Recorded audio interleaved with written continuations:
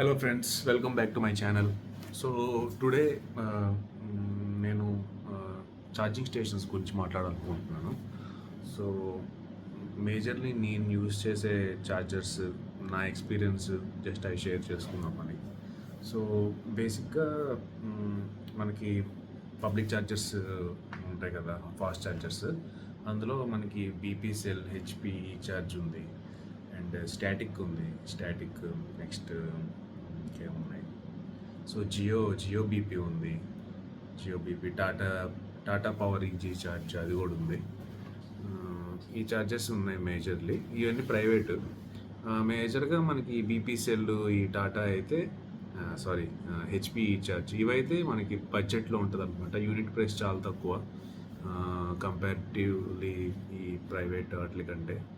ఈ బీపీఎస్ఎల్ ఇవి అయితే చాలా తక్కువ, 14 రూపీస్ టు 17 రూపీస్ అలా ఉంటుంది యూనిట్ వితౌట్ జిఎస్టీ.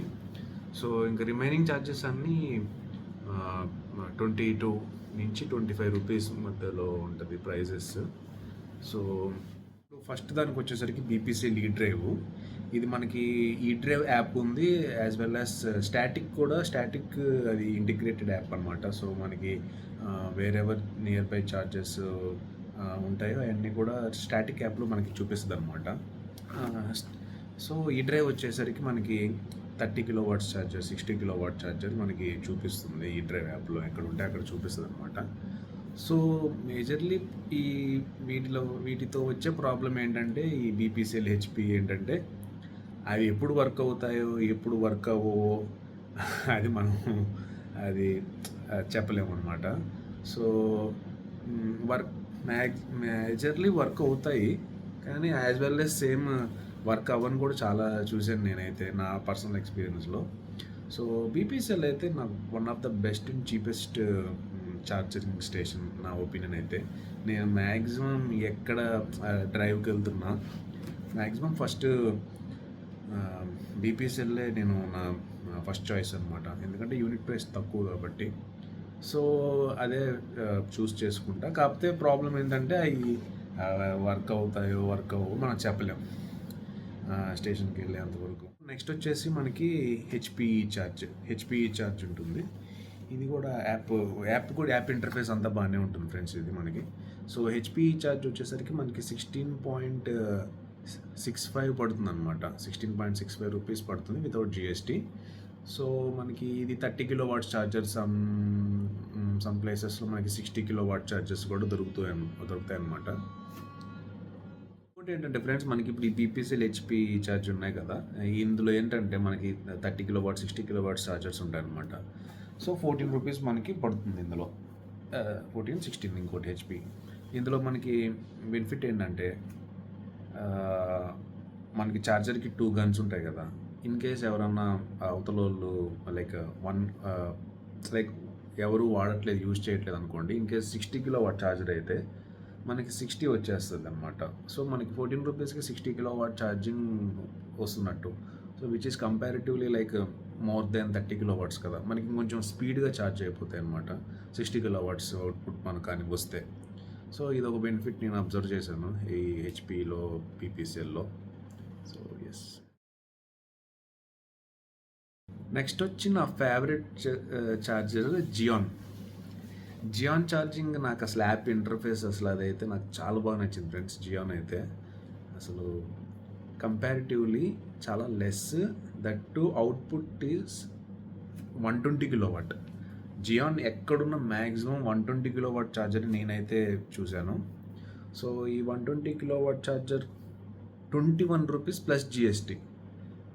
అసలు ఎంత బాగుంటుందంటే అది.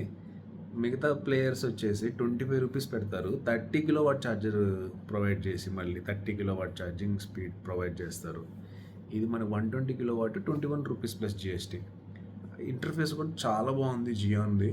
నాకు నా థర్డ్ ప్లేస్లో మాత్రం జియోనే ఉంది. So that is also good choice friends.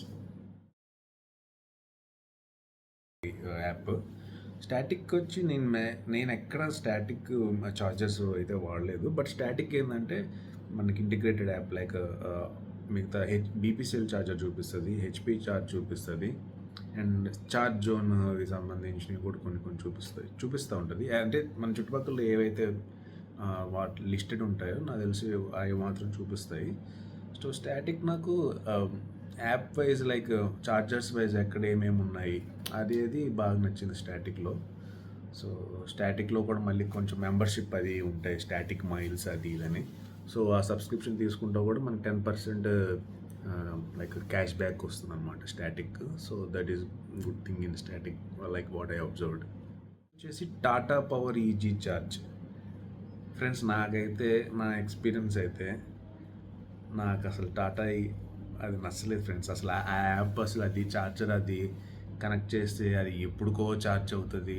Time taking process అయితే టాటా పవర్ నేను ఇప్పుడు దాకా ఫేస్ చేసిన వాటిల్లో దట్టు 30 kW ఛార్జింగ్కి 25 రూపీస్ కోట్ చేస్తారు ప్లస్ జిఎస్టీ మళ్ళీ. నాకు అసలు నచ్చలేదు.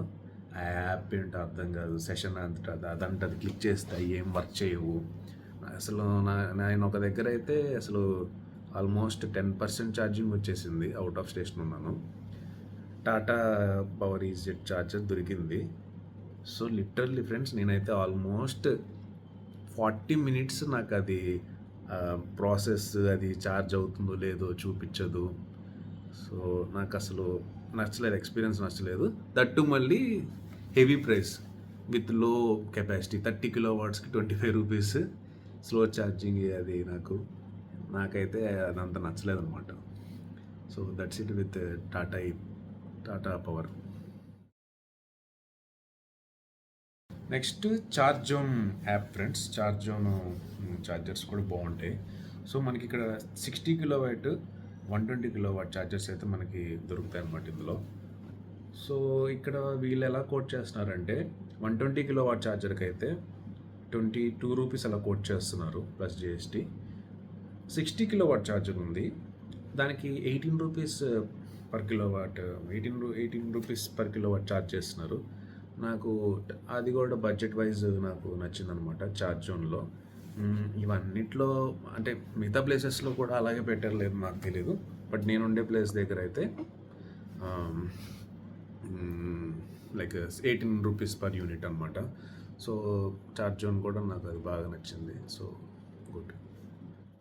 నెక్స్ట్ వచ్చేసి జియో బీపీ కూడా అంతే 25 రూపీస్. బట్ ఇవి 60 kW ఛార్జర్ ఉన్నాయి ఫ్రెండ్స్. ఇవైతే నేను ఎప్పుడు అంటే నాకు ఎక్కడ యూజ్ చేయాల్సిన సిచ్యువేషన్ రాలేదు. బట్ జియో బీపీ నాకు అందుకని లాస్ట్లో పెట్టాను. సో మనం ఎప్పుడు వాడలేదు కాబట్టి. బట్ అదైతే 60 kW ఫాస్ట్ వస్తుంది, మనకి 25 రూపీస్ పడుతుంది. So yes friends, overall charges నేనైతే యూజ్ చేసింది ఇందులో నాకు ఫేవరెట్ అంటే మాత్రం ఫస్ట్ ప్లేస్ బీబీఎస్ఎల్ అంటే ఇలా బడ్జెట్ పరంగా చూసుకుంటే.